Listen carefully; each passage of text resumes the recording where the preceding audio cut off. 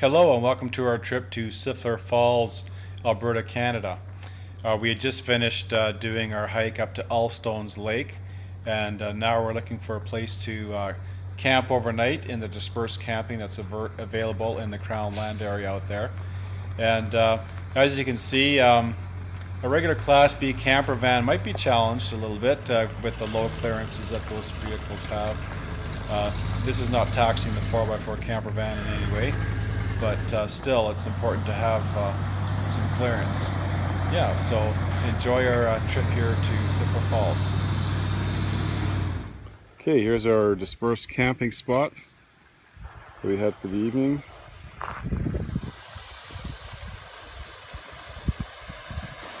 That's part of Abraham Lake. It's a little inlet. I don't know how cold it's going to be. I think it's going to be pretty chilly, but it's a nice way to get a bath.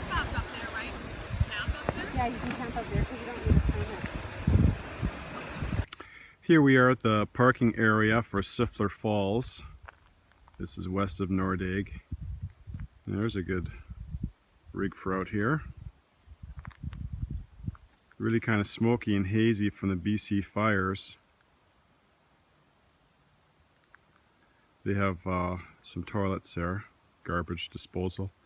But if you go past the front of this truck, and then you'll be crossing over the North Saskatchewan River, and then you'll see. We'll document it. And then you can go up to the Siffleur Falls. There's also some of the best single track mountain bike riding in the area here. Okay, here's a suspension bridge that goes over the North Saskatchewan.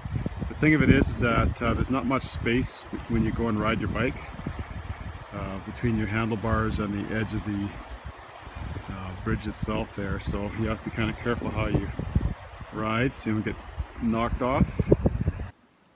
Right after that bridge they have a long boardwalk here, and that's really fun to rip on.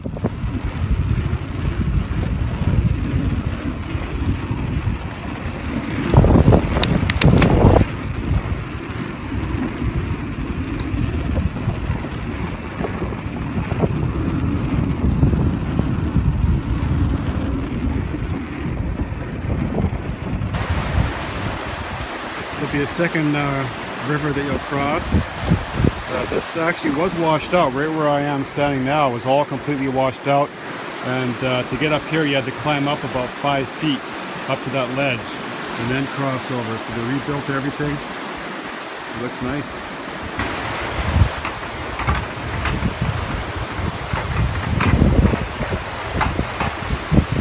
So immediately after the bridge there'll be a fork in the road. If you go and take that one there, that's where you can get your single track mountain biking.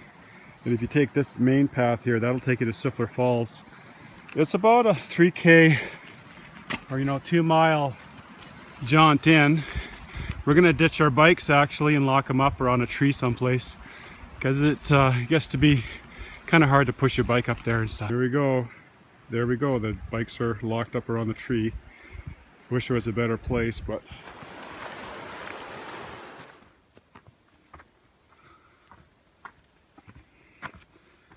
right. If you go over the falls, that's what you end up in. It's all the way down there.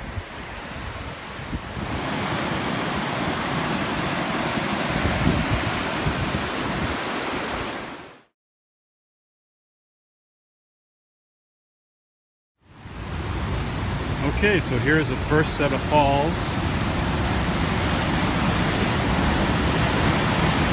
A little bit different than what I remember from years ago being up here.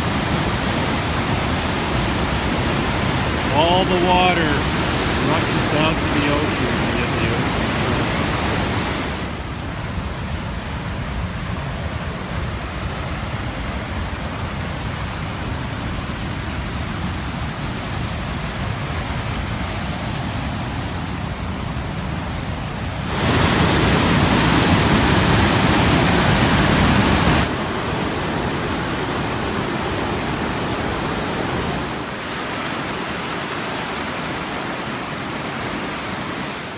Now we're quite a bit past Siffleur Falls, the main falls.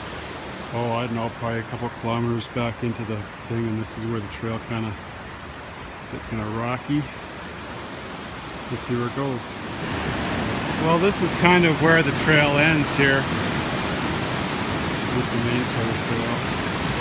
We'll turn around. This is actually about a couple kilometers in past the main set of falls. It's beautiful. Perfect day again, no mosquitoes or flies, 70 degrees. Fantastic.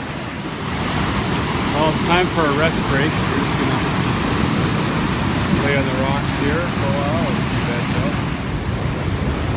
As I sit here by the water just flying by, I just can hardly believe how much water is rushing by me. Just enormous amounts of water. Unreal.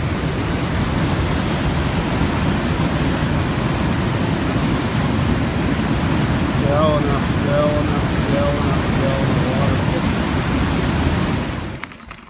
Okay, we got our bikes back and we're heading back to that fork in the road.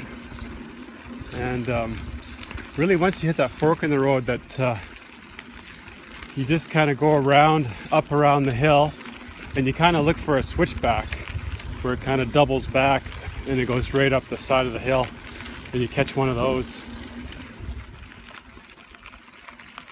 Okay, now this one, it doesn't seem familiar. You should actually go up to the left-hand side, up around a hill, but I don't remember it being so overgrown in here like this before. Wow. Okay, we're going up this further than I thought it would be. I thought it'd just be a few hundred feet, but looks like you might have to go like a quarter mile maybe. Well, you always look to your left-hand side for a road going straight up, or a trail really, not a road. Okay, so the trail opens up, and then there's just this little goat trail going back up and heading back up the hill, and you follow that. Now you can get lost back there. You have to kind of watch where the trails go, but I know one time we got lost back here. We had to kind of find our way out, but it does actually ultimately do a loop all the way back and around, and it's a good 2.5 hour bike ride. Some really spectacular trails too. All right.